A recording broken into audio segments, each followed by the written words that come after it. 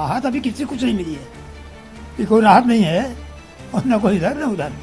ये तो चूंकि अगर देखा जाए तो राहत हिंदुओं के लिए है कि कोर्ट ने फैसला किया है कि पर्ची बैठ की वैधता की जांच करेंगे और न्यायिक जांच होगी उसकी और उस पर बहस होगी दोनों सबसे, सरकार अपना पक्ष रखेगी कि पूरे देश में जहाँ जहाँ मंदिर तोड़कर मस्जिद बनाई गई हैं उनको एक एक को वापस लेने का मैं प्रण ले चुका हूँ, चाहे न्यायिक प्रक्रिया द्वारा हो चाहे विधायी प्रक्रिया द्वारा हो, कानून बना के हो चाहे कोर्ट द्वारा हो, पर एक दिन लेके रहेंगे, हम उसी दिशा में बढ़ रहे हैं। उसने का फैसला किया है वैलिड है कि नहीं है, इसलिए सारे मामले जब तक सुप्रीम कोर्ट इसका फैसला नहीं कर देती सारे कोर्ट में सारी कार्रवाई स्थगित रहेगी। ये न्यायिक प्रक्रिया का भाग है कि जब कभी हायर कोर्ट में कोई चीज़ चलती है तो लोअर कोर्ट को दूसरा फैसला न हो जाए उसको रोक दिया जाता है।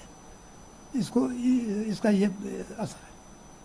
मोदी जिस तरीके से कहा गया था वर्शिप एक्ट को लेकर भी कई बार सवाल खड़े किए गए थे, अब कोर्ट ने थोड़ा राहत की बात कही है, मुस्लिम पक्ष का क्या कहना है? नहीं, राहत अभी किसी कुछ नहीं मिली है, ये कोई राहत नहीं है और न कोई इधर न उधर। ये तो चूंकि अगर देखा जाए तो राहत हिंदुओं के लिए है कि कोर्ट ने फैसला किया है कि पर्ची बैठ की वैधता की जांच करेंगे और न्यायिक जांच होगी उसकी और उस पर बहस होगी दोनों सबसे, सरकार अपना पक्ष रखेगी। तो जो लोग हम लोग शुरू से कह रहे हैं कि वर्शिप एक्ट लागू नहीं होता वो बात भी आएंगी, तो उसी परिप्रेक्ष्य को देखा जाना चाहिए।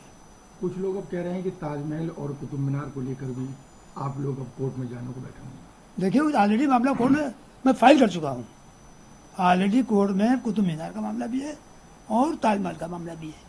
और ये भी बता दूँ आपको कि पूरे देश में जहाँ जहाँ मंदिर तोड़कर मस्जिद बनाई गई हैं उनको एक एक को वापस लेने का मैं प्रण ले चुका हूँ, चाहे न्यायिक प्रक्रिया द्वारा हो चाहे विधायी प्रक्रिया द्वारा हो, कानून बना के हो चाहे कोर्ट द्वारा हो, पर एक दिन लेके रहेंगे, हम उसी दिशा में बढ़ रहे हैं।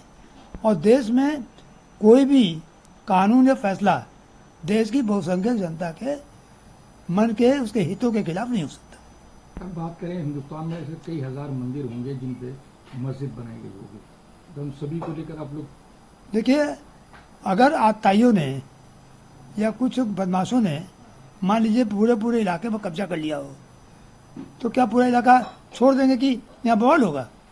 मान लीजिए किसी मोहल्ले में 500 मकान है और 500 मकान में लोगों ने कब्जा कर लिया तो क्या उनको हटाया नहीं जाएगा? ये तो बेकार आर्गूमेंट है कि हजारों मंदिर आप खाली करा देंगे, ऐसा कर दें। ये मस्जिदों के खिलाफ लड़ाई नहीं है, ये वो मस्जिदें नहीं है, ये जो मंदिर तोड़कर जो ढांचा बना है उसको मस्जिद नहीं कहते, और मस्जिद कहते हैं तो मस्जिद नहीं होती है। और जो संभल के बाद से ही ये मामला तूल पकड़ना शुरू कर दिया है कि राजनीतिक पार्टियां भी इस पर अपने रोटियां सेक रही हैं।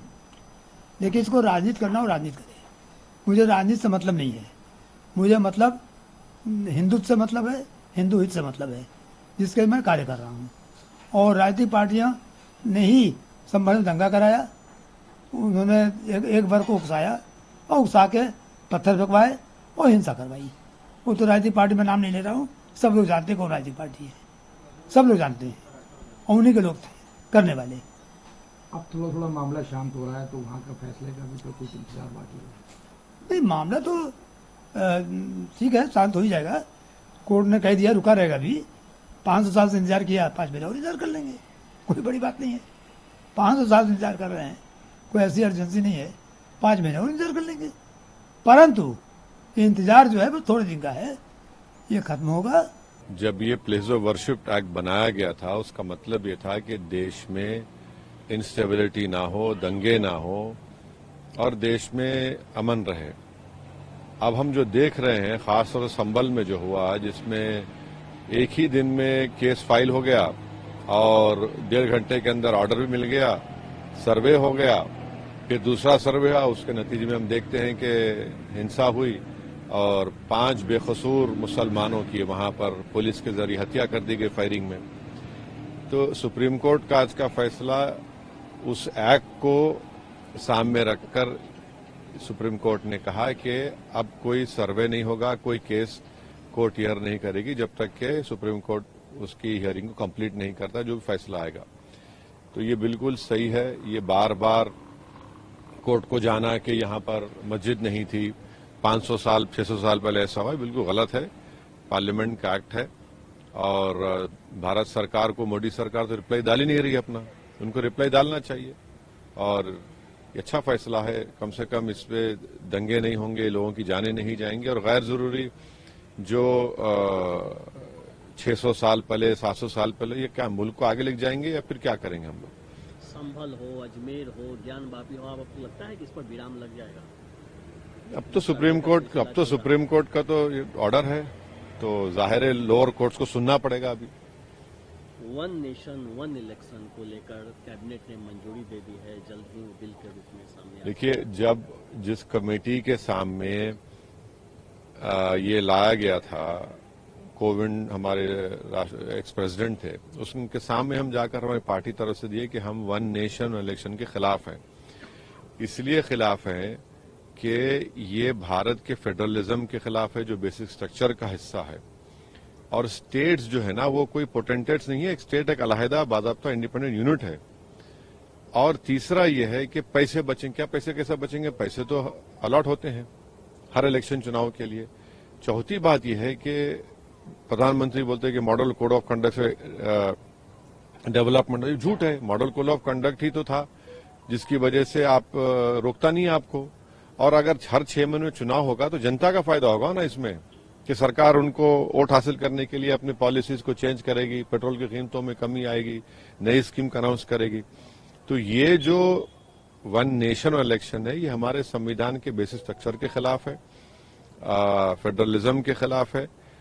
और इससे होगा क्या कि जितने रीजनल पार्टीज हैं कमजोर पड़ जाएंगे, क्योंकि लोकल विधानसभा के चुनाव में इशू अलग होगा, पार्लियामेंट के चुनाव में इलेक्शन मुद्दा अलग होगा, फिर लोकल बॉडीज में अलग होगा। इन सब को एक साथ कराना ये बिल्कुल गलत है।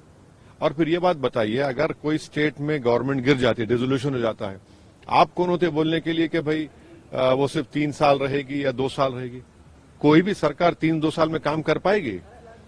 ये तो जनता का राइट है कि उसको पूरा टेन्योर मिले और फिर वो काम करके दिखाए।